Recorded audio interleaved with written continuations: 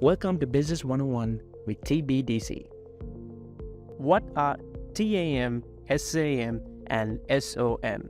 TAM, if not Total Addressable Market. TAM is an account of your maximum potential market. It reflects the value of the overall revenue opportunity available if 100% market share is attained. SAM, if not Serviceable Addressable Market. SAM is an account of your sub-market. It points to a more specific, relevant, and realistic portion of the TAM that would be willing to pay for your product or services.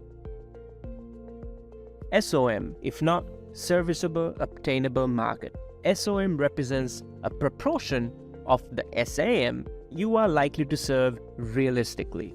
This subset of your SAM takes into account a market reachable to you. To learn more, check out the link in the description.